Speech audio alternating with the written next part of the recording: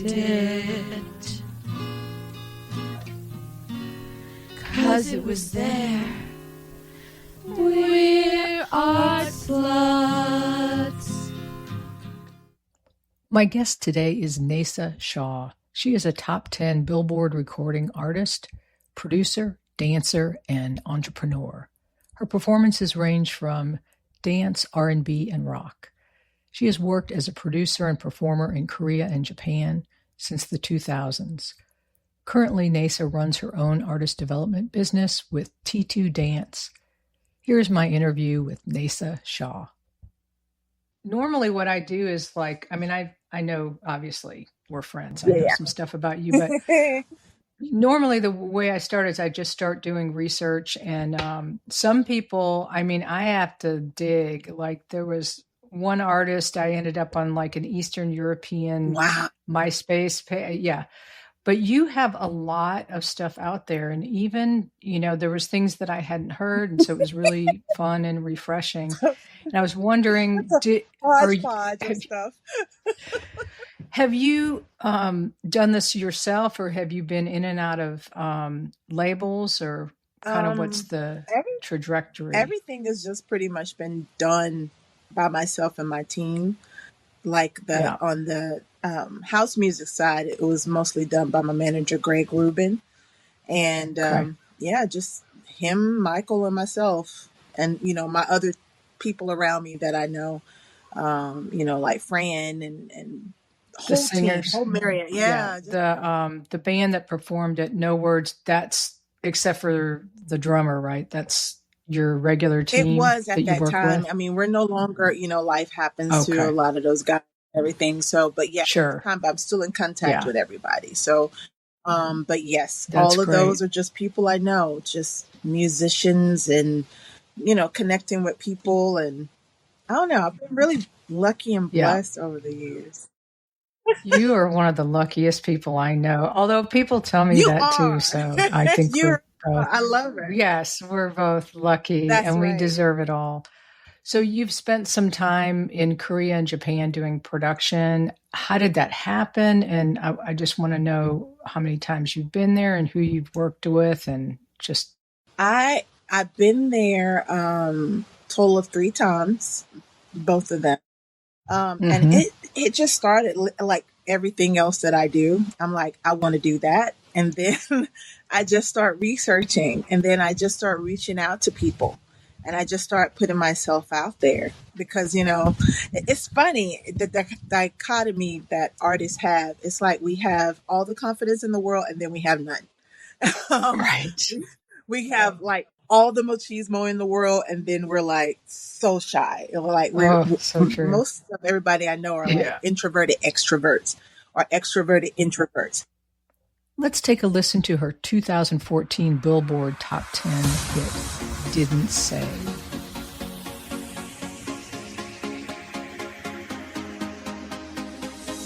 What I wouldn't give to see your face, see your smile, hear your silly jokes again. Replace with broken dreams, promises, my regret, future memories erased.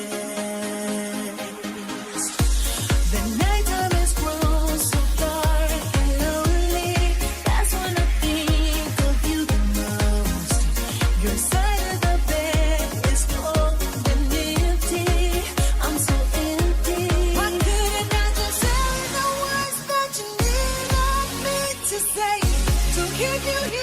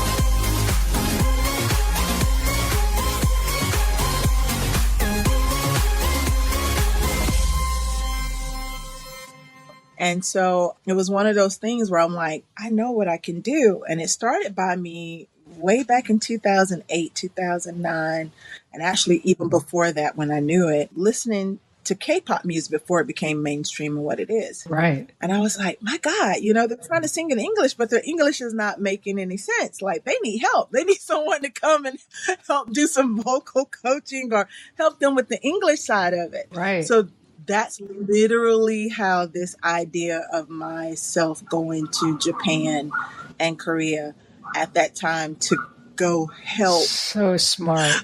With the English aspect of it. Right. And then, the internet wasn't as big as it is now. It was just coming into its own at that time. And I was able to look online and start researching. I was like, wow, these kids are amazing. Like, this is old school, like, performance with the production and artist development. And at that time, artist development was going down. So I was like, yeah, I could do this. I could go over there and really help them with the vocal side of it, help them with the English. I know they kind of want to break into the American market, which at that time was non-existent for them. A couple of people tried to break into it, like Seven. Artist named Seven at that time. He tried to break into it, and with Little Kim, he did like a crossover, and some other artists. And I was like, yeah, this could work. So I took a couple of years of doing some research. I had a friend of mine that was writing with SM and on writing and submitting songs to SM. And what's SM?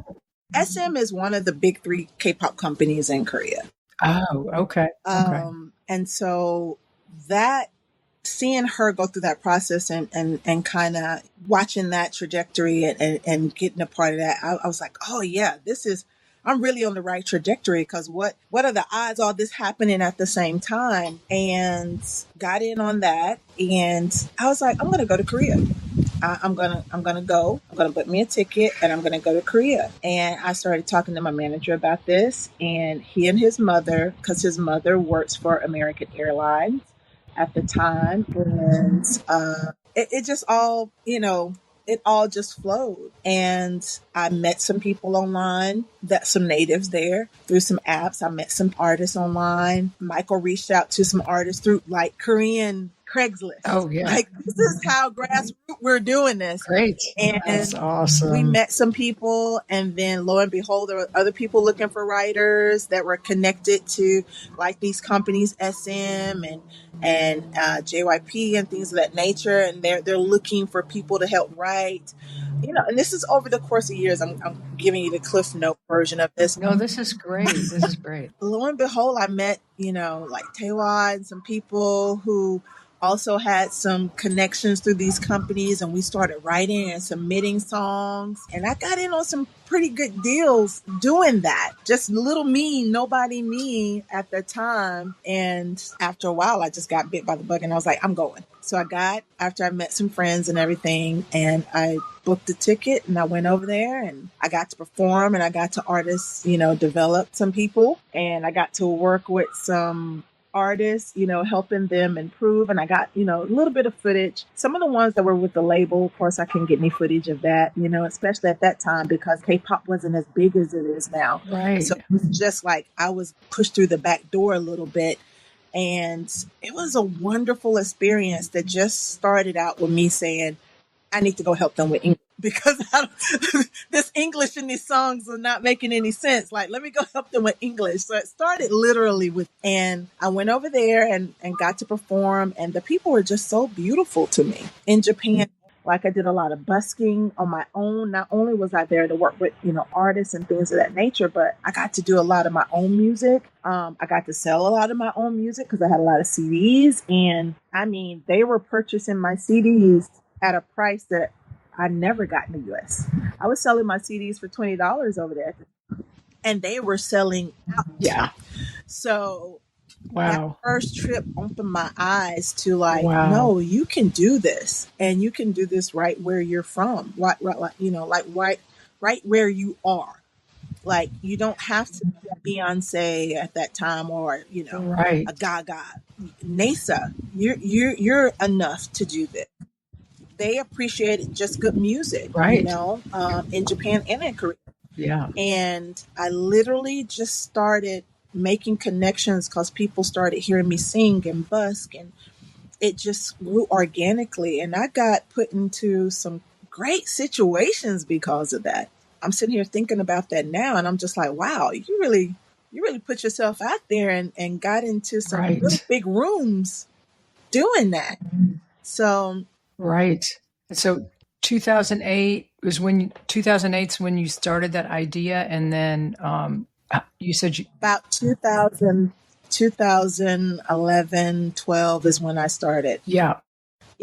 And then I went back in 2016, and then I went back in 2018, and I stayed for some years. Are you still in contact with some of the artists from over here? I am, but once, the pandemic happened, you know how the industry changes really drastically. Mm-hmm. So all those connections and everything shifted. So those connections didn't hold the same weight as they did before the pandemic. Mm-hmm. But I do stay in contact with a lot of people. So, and I'm being asked to come back.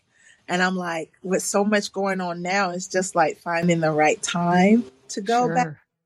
I've been thinking about, hopefully maybe I can go back in December for just like a week or two, just to kind of see, what connections are still there, what I can do, especially since now I got my newfound confidence. And let's listen to Neysa's 2016 song, Addicted, performed live in Okinawa, Japan.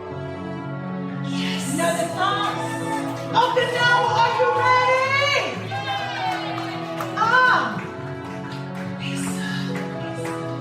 So cute. Put your hands up. Hearts and bad, jumping out of my chest. Feel like I'm never want to run at the rest. Holding here when I'm starting to sweat, man. I'm so high. Don't know what I'm doing. It's not my body moving. It's only one conclusion.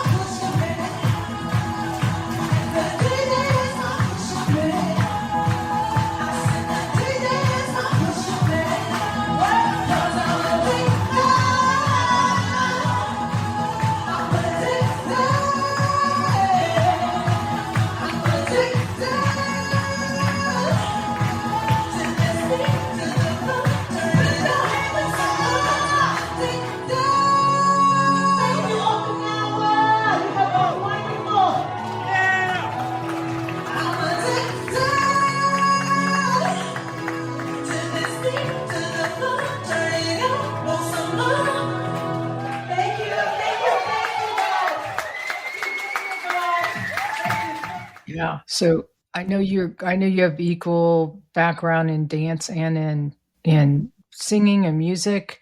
I know you play instruments also. You were talking about back in the day, like who was the artist that you said, "Oh, that I want to do Oh that." man, like music was kind of my savior, you know?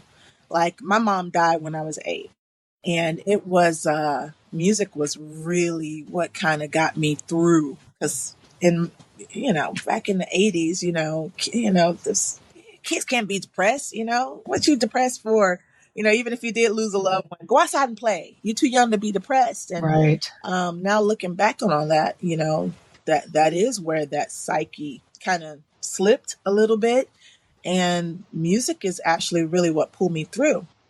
And I always was a creative child. I had no choice. My parents were both creative. My mom would make ceramics. She was the type that would make curtains. She made clay, pots and things of that nature. And she changed the house out, with the seasons. And she baked Barbie doll cake. And, my dad is this huge sports dude because Frank Robinson is my uncle. So, my Oh, dad was wow. baseball, the sports aspect of it, creative that way. So I had no choice but to be a little creative unicorn. And I really was. I'm the youngest of 5, and I lived in fantasy. And once my mom passed, Fantasyland is what saved me. So Yeah. I was always drawn to groups like Troop because I love the dancing and the singing and the vocals. New Edition, I was Mhm. always drawn to them, back when New Kids on the Block and all them, all these groups come together, Immature and all these groups. I was always driven to, groups, the dancing and the singing and the Right. harmonies and, of course, Prince and Michael Jackson, Janet Jackson, the dancing, even Joan Jett back even when I was little. Yeah. She made the first video. People don't understand that. Like, she came out dancing. We are young. Like, I was like, yeah, that's what I want to be. We are young. Have That's cool awesome. hair and dance with girls, And Right. then, of course, Michael Jackson came through with the Thriller, and it Yeah, was he over. took it all. He took it over. He basically built MTV, right? Absolutely, that's what I want to be. And it was just, I grew up in that. I grew up in a That's new true. age of entertainment. Like, we always had entertainment, but then entertainment went visual during Mhm. and so Yeah. yeah, that gen, we were the first ones to see it. And it's like you no longer, at best we would see them live, or you get a really cool record cover. But as far as, you might see them Right. performing Right. live in a uncut, but you didn't have that visual, video representation of them, like, that wave in the 80s of music videos. So that all made me who I Right. am. And it's so weird talking about it because I don't like talking about myself. But sitting here talking about it, it's just I like, know. wow, that's why you are the way. So Yes. it's cool to reflect on that. Yeah. And it's interesting talking to different artists and especially ones that are not 20, you can see how everything comes full circle and how everything was leading you in a certain direction. And certainly I can see that in your life for sure. But you also, you're, I know you as a person, and you said it, is that you saw that they needed help. And I think that's super powerful if you're coming from a place of giving and love, that can take you far. It really is, and it's not a sad thing. It used to be a sad, but I mean, I'm giving what I needed at the time that I didn't have Mhm. that, and that's what drives me from it. I floated through life probably up until my mid-20s before I realized, hey, so started realizing that oh, pieces are missing, and it's time to start reclaiming those pieces. and Yeah. and music is kind of what helped me do that. Mhm. And so with these kids that I work with and young people, I call them kids because they're all, they're adults. Yeah. Some of them, they're 21, but it's like to give them the support that I wish I had, or to help them realize those things that took us a little bit longer to get. That's like my biggest goal, is to train the whole artist, not just that pretty stuff Yeah. that you see on stage, but it's to connect them with this, because not every kid that I train is going to go off to be an artist, but you have no choice but to be a human. So you might as well go out and be a good human, a more solid whole human.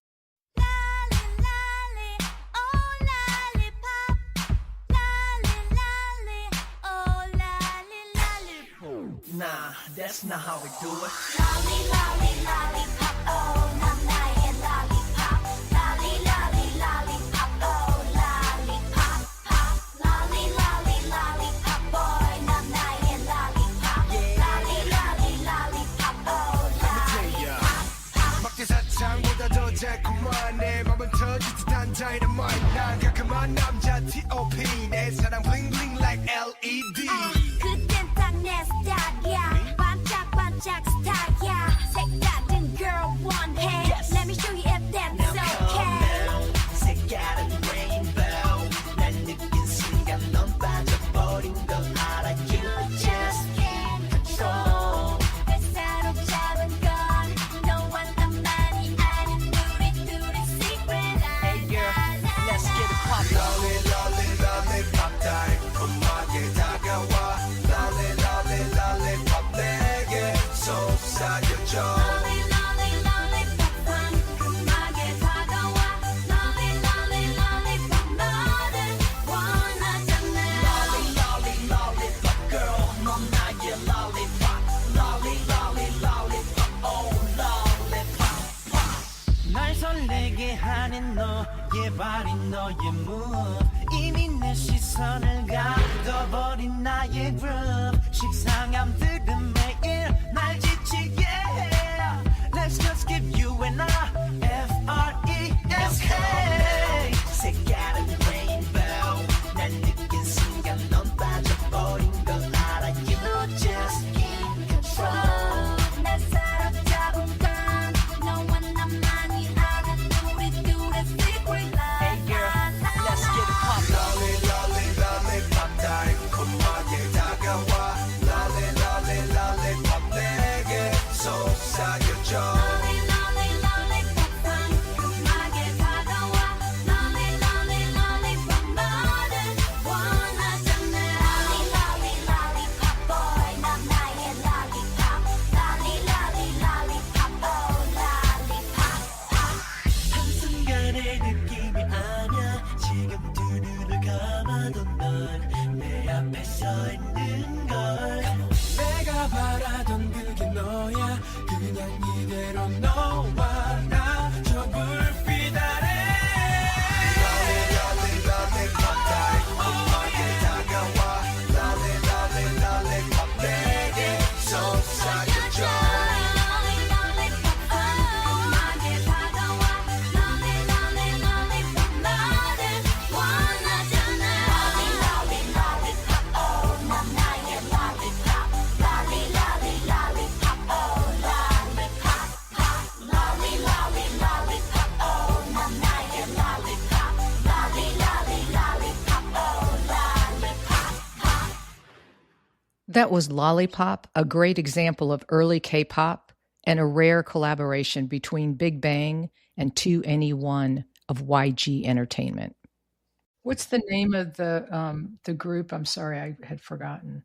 We just came up with our new names. But right now, I mean, they're just going up under the program. They're T2 artists. The program is T2, which is a play on Take Two, like Act Two, because what we do is we work with artists that industry would never looked at. These kids come in with 2 left feet and a dream and work ethic. I work with those kids to show how important artist development is. So I work with kids that are not the most talented. Good. They just got a little bit of talent, but they got a lot of chutzpah to them, And a lot of kids have come and they're gone, because what the program is to allow these kids to get industry training without that industry pressure. You're not signed to a contract. I am just here to train you. They pay for their training. if at any point you decide, you know what, maybe I don't want to be an artist because it's not my thing to really, go that deep, but I like to dance, which most of them have done. They're like, I realize how much I love to dance. I may not be at the front, but I want to support the front. And I'm like, that's what it's about. You know what I'm saying? That's what it's about. And to me, the industry, it doesn't give people to explore that about themselves. They might get to that point and realize, I don't really want to do this. But by that time, you done signed it away. So you can't turn back. Right. Now you're locked. Right. Then everybody has that first bad label experience, that they have to bounce back from. The girls that you're working with, is the plan to connect it with your work in Korea and Japan? That is really what I want to do. The program is to show these artists how you can go pretty far by yourself. Now, if you want to get signed with a label, absolutely, there's nothing wrong with that. We know the positives of the label, but we also know the negatives of that side. Is to give these kids a good snapshot so that they're way more informed, so that they don't feel like they ever have to compromise themselves for their talent. It is to give them hands-on training on every aspect of this business that we can possibly give them, and to also show them what it takes to be an artist, like how you have to master yourself, not just the good parts, but those shadow parts that we all have too. It's about, which I had to learn. It's not to shun those parts. It's to come peace with those parts. And working with this program, I've realized, like, man, society has really done a number. It's so weird how I see the patterns here in America versus working with the artists in Japan and Korea. It's trippy. It is so, this journey has helped me so much grow as a person, because I'm like, who is out here just breaking these kids? Like, the mental part of this is.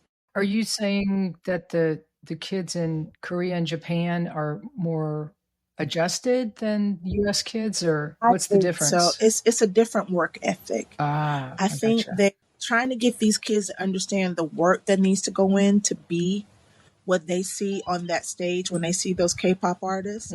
It's a culture shock for them. I think it's just American kids have a lot of options, not to say that Korean kids or Japanese kids don't, because they have a lot of options too in different ways. But I think our kids are a little spoiled. They got a little more options, great kids. It's just a difference in culture. It's just a difference in culture. One is not better than the other. It's just way different. And it took me, and I'm still acclimating to it, the psychology and the psyche of this, of working with these kids to get them to get what I need. Right. And a lot of these kids are so broken in a different way. Because it's not to say that, in Korea and Japan, these kids don't have their things, right? Their tethers. But the tethers on these kids here is something else. It is totally different. It's different. But tethers, do you mean like by parents and school, or? Yep, totally. Okay. Yeah. And then building independence, I would assume, is more difficult. They have none. Right. Here they want you got to download everything. And I'm like, no, you got to upload too. And they're just like, literally there were a couple of pins on the ground to just kind of give you an idea of their mentality. And I said, hey, so-and-so, can you please pick that pin up? Now there was another pin directly by that one. Can you pick the pin up? But I said that pin and not those pins. They literally went and picked up that one pin. Wow. Even though the other one, you could have easily just picked that one up too. I had to physically tell, well, you didn't tell me to pick up both. That's right. Why wouldn't you? So when I saw that, I was like, well, technically, yes, you're right. I didn't tell you to pick up both pins, but if I'm asking you to pick up one, wow, yeah, that's the best example I can give. That's interesting. That type of thing I have to hear. Yeah. And especially in an art form where you're expressing yourself, being in touch with who you are is so important. Yeah. And like when nobody have to tell Ann to pick up her guitar. No. It's like something you do. It's where you fall, naturally. With these kids, they really want to do it, but it's like, well, you didn't tell me to do that. Uh-huh. And I'm like, isn't this what you want to be? Yeah. So unlearning that is the hardest part here, no matter what level. I'm going to switch gears here because you were a Billboard top 10 singer-songwriter. Yes. What song did that happen on, and when did that happen? How did it happen? That happened in 2014, like on the second time getting ready to go on over to Korea. And that was just me and my camp. That was Greg Rubin, me, Michael Stewart, and I had a song, and and little old me. Was it off of Touch Me? It was Didn't Say. Oh, okay. Yeah. Touch Me was my first little EP. Oh my God, you went there. Yes. It is so weird talking about all this. What year was Touch Me? Oh, man, what year was it? Ish. I want to say ish. It was probably around 2008. Oh, okay. 7? Yeah. Somewhere in there. Yeah.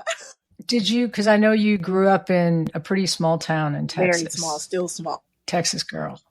One flashing light small. Yeah. Did you move directly to Atlanta? I moved to Atlanta because I wanted to sing. I wanted to be an artist. And moving to Atlanta, I got to see a lot of things. And being, again, I was always put in rooms where I'm like, how am I here? Because of connections with people, not necessarily for me, but I got to see a lot of artists that I grew up loving and, idolizing at the time. And once getting so close and seeing them and understanding how human they are and seeing what they were going through as who they were, I was like, I don't want to be in this industry this way. Right. So hence what else can I do that, still satiates what it is I want, but I don't want that. I don't want to do it that way, because if they're having these things and having these, issues, whoa, what is that going to do for little old me, from Tatum, Texas? So you were learning from their mistakes. It gave me a perspective that I didn't even think existed. So I came here. I want to be signed. I want to be signed to LaFace or somebody down there. Because, at that time, Atlanta was very hot.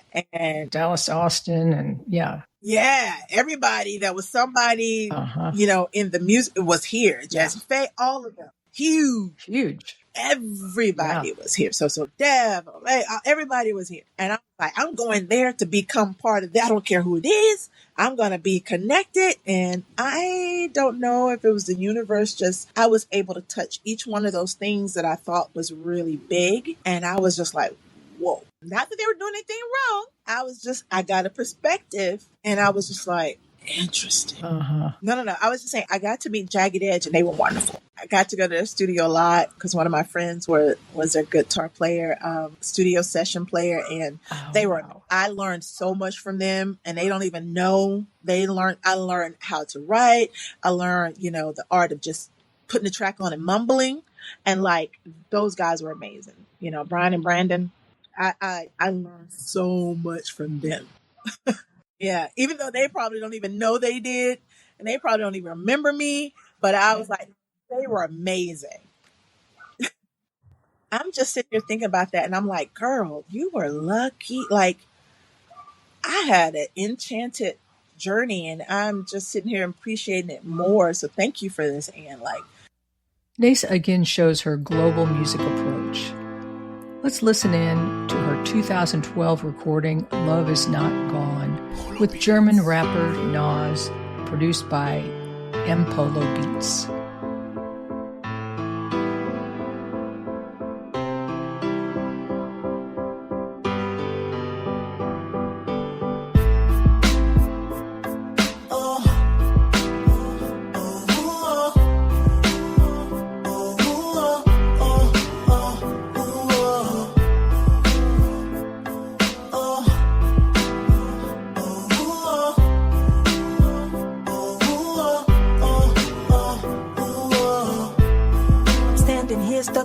baby, trying to figure out where we went wrong. And at what point you and I turn into another tragic love song. When did you and I run out of words to say? Do you walk away when you wanna stay? Beaten.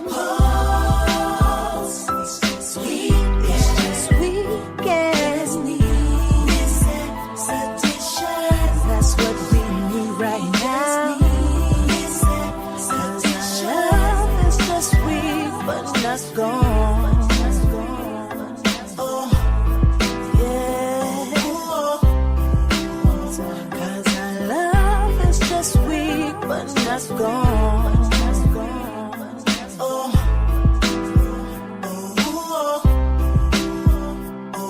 yeah. When did I see you later, baby, turn into your I'm gone. Peaceful territory turn into a hostile war zone. When do you and I start working on the road we paved? Do you walk away when you wanna stay? My heart's still beating, baby. We're just a little weak right now.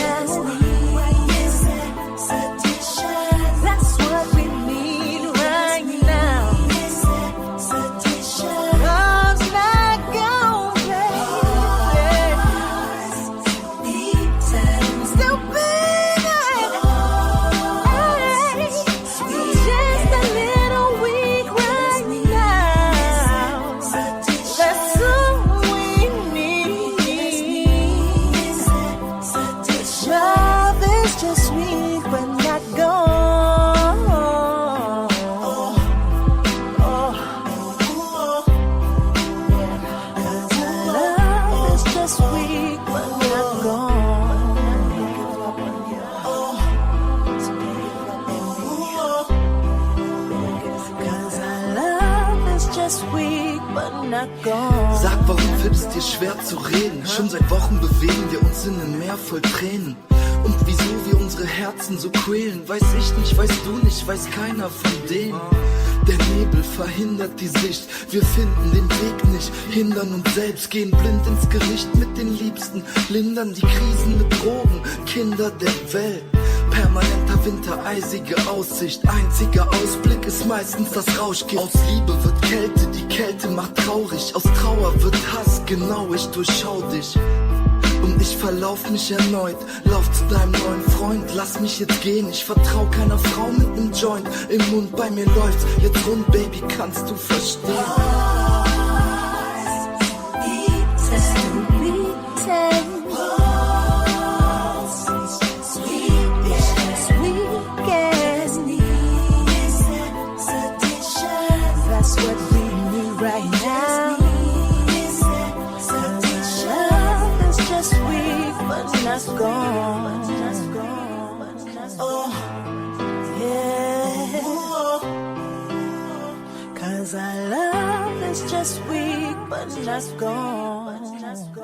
It's very interesting that process of, you know, the apex of like when you're ready to learn or hear or grow at the point like who you cross paths with. It really does, because you stumble through this life, you bump your head along the way, and you're like, I don't know. There's this.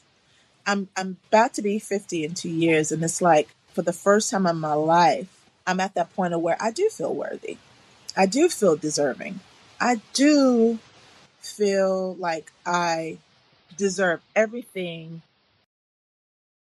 Well, the other thing though that is unique, and I think you're very humble, but to put yourself out there is the first step for whatever you want to do, and that's takes courage, and more. And I am going to get it. And it's so weird that it's happening now, because even talking through this is very therapeutic, because I'm thinking about that. I was always in the background to a certain degree. I was just in the background And it's like now here at 50, it's like I'm ready to just step into the foreground and just take everything that I thought I wanted younger when I was younger. But it's like now I understand what that power is. I understand what that head bumping meant, what those low and highs meant. Now I have an understanding of what it is, and a respect and a appreciation for the light and dark parts of my life. And it's like, I am so certain of who I am now that it's like, no one can come out of the shadows and tell me who I am or you. Like, I'm like, no, I know what that was. And I'm sorry, if you're still there, but this is me. And I want you to get to know who I really am. Not maybe when I was going through the hazy phase or when I was hurting. I'm sorry you met that hurting, Neysa, but let's talk about, Did I? I don't. Here's a cool collaboration Neysa did with Japanese producer Toki called Darlin'.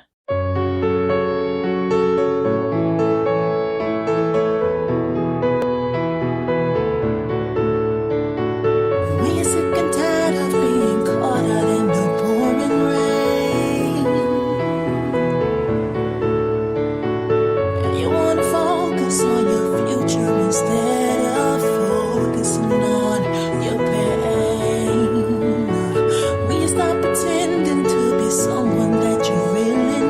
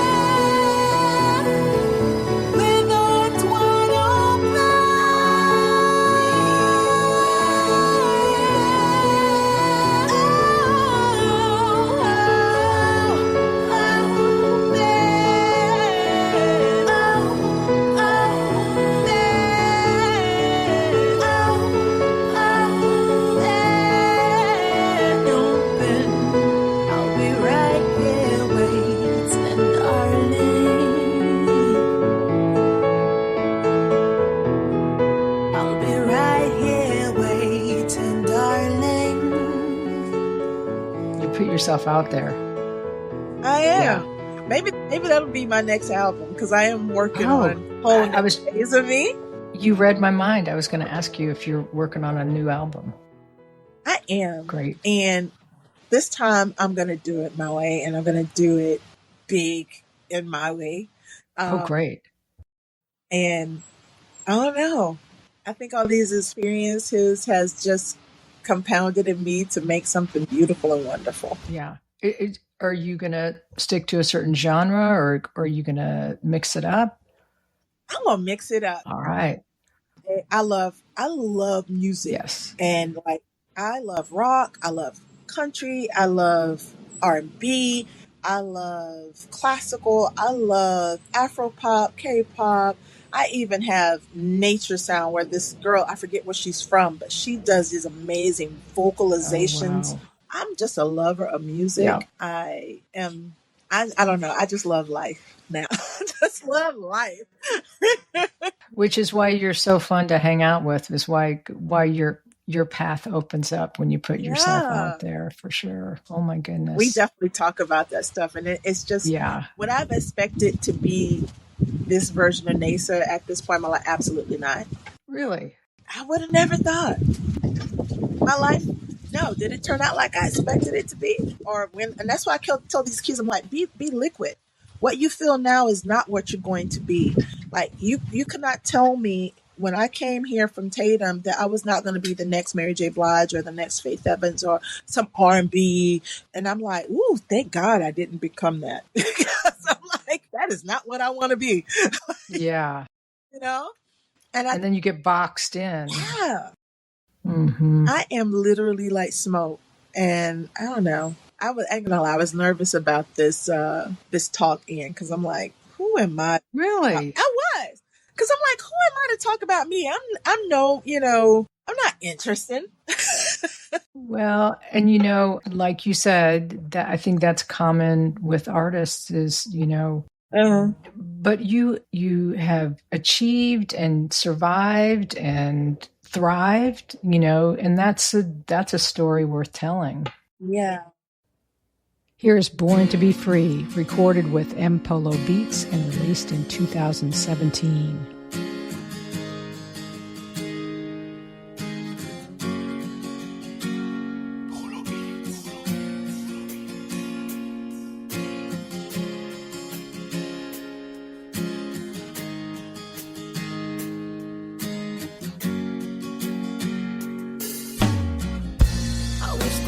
Just take the hurt away. I wish that I could make you realize there's a different way, and things will only get better if you get over yourself and just let them.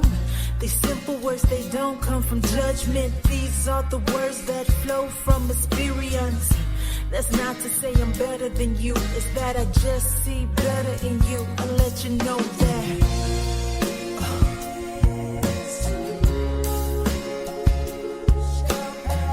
Let it go, let it go, let it go. And let them know, let them know, let them know.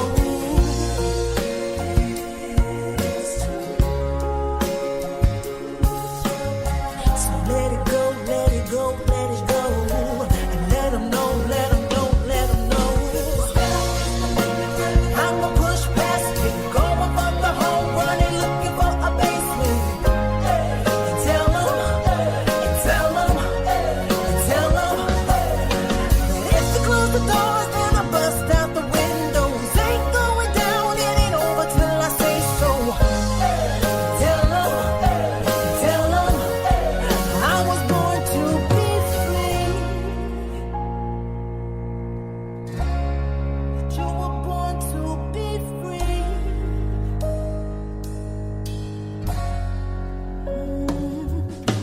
I wish you were aware of the greatness that's inside you. Release it to the world, let it spread like it's viral. I wish you had a red cape, S on your chest. I wish that you were always greater than, never less. Wish that you stopped being that these wishes are just fantasies. Meant to be for you, to replace your reality. Truth be told, you're worthy of much more exponentially, and I can sign off on that check, sincerely me.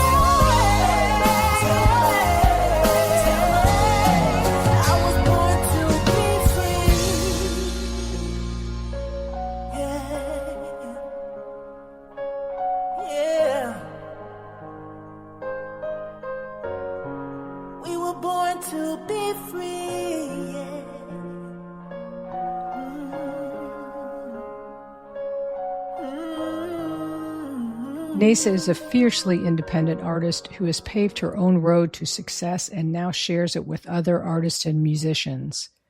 Find out more at neysashaw.com or wherever you stream music.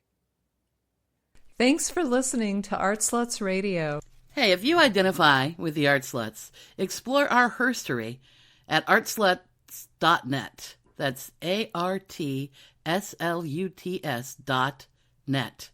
And purchase downloads of our music wherever you stream music. All contributions and purchases will go to support Planned Parenthood. Currently, 21 states have limited access to women's health care, including abortion, and 15 of those have a total ban. Talking about your abortion experience, voting, and donating to support abortion rights will make a difference. I hate to leave you, baby. I don't wanna have to go.